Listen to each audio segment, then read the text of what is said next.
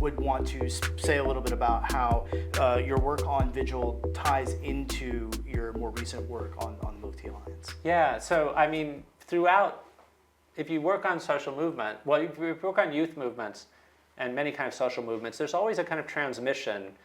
Charles Tilly, the great sociologist and theorist, talked about repertoires of action, which is that how do people get a sense of what you do when you're protesting? And these circulate, they've always circulated in different ways. Protesters watch what other protesters are doing.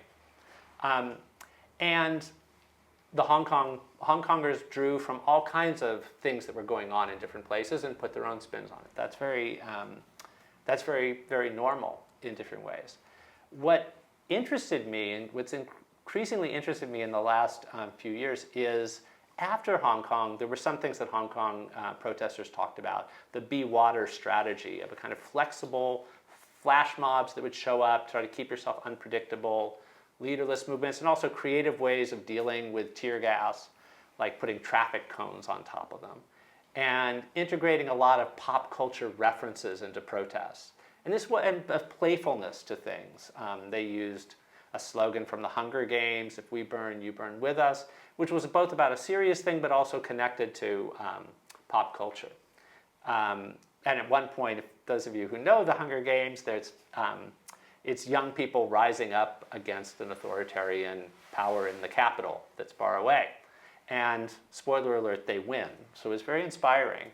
When Agnes Chow was running for a legislative office between the Umbrella Movement in 2019, Democistos, the party she was running for, they put up one poster that showed her like Katniss Everdeen from the movie, and they said, young people want to move forward on democracy. It's the Younger Games. And so there was this kind of playfulness. And it wasn't only in Hong Kong. There were other protests, youth movements that were doing this. But all of these things became a kind of something about the 2019 movement. It was so big. And there were people in other parts of the world that were inspired by that and adapted things from it. And I like to say that using traffic cones in a creative way to deal with tear gas was something that was picked up on from Minneapolis to Minsk, because there was the Black Lives Matter protests in Minnesota, and there was some efforts to, so can we learn from Be Water and these other things there, and Belarus was having protests in a setting more like it. But the main place that people were really trying to study and take on with this, and that Hong Kongers were reaching out and trying to influence, were in parts of Southeast Asia, East Asia and Southeast Asia, and Thailand in particular in 2020 then. But also then Burma rose up in 2021 after a coup there.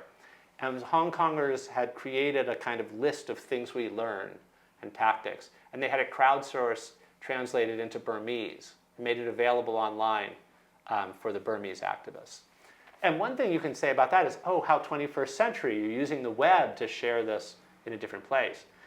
But what I'm intrigued by is even in the 21st century, when everything is online and everybody's watching everybody else, people in the same region or sort of nearby each other are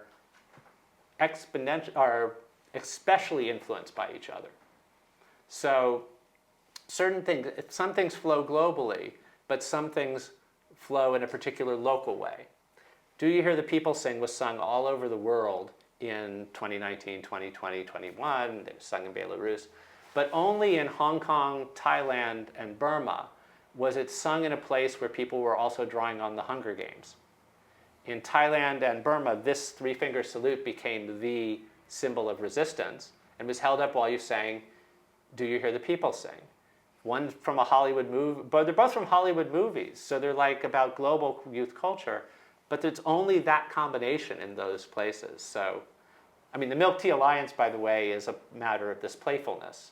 There were people in Thailand, Taiwan, and Hong Kong that felt pressure from Beijing to conform in different ways. There was a celebrity that was a Thai celebrity that was getting criticized for having liked a social media post that said there were 4 countries, something about 4 countries, and one of those countries was Hong Kong. And this person's mainland fans say, we're not going to stop being your fan unless you apologize for having referred to Hong Kong as a country. And these are things that have been made, these are criticisms that are sometimes made of companies that show Taiwan a different color on a map. They say, if you want to have our business, you have to show Taiwan the same color as the PRC, because there's a claim by Beijing that it's part of the People's Republic of China, though it's not. And some of the online people, young people online, including the Thai activist I'm most interested in, and the Hong Kong activist he's tied to, but also Taiwan one, said, don't do it. We'll stand together against this. And what makes us different from the mainland? Well, we're all from places where you drink tea with milk in it as the iconic way to do it. We're from Hong Kong milky tea, Taiwan boba tea, Thai tea. So we'll be the Milk Tea Alliance. And there were these memes and things online that would show 3 cups of tea swearing allegiance to each other. And again, it was this kind of playfulness and effort to keep hope alive by kind of solidarity and joining together. And the Hunger Games, by the way, is, I can get obsessed with this, but the Hunger Games is not just about young people rising up against impossible odds and winning, but it's young people from different regions that have quite different kinds of forms of oppression, but realize that they shouldn't be fighting each other, they should be joining forces against the capital, and they should be supporting each other.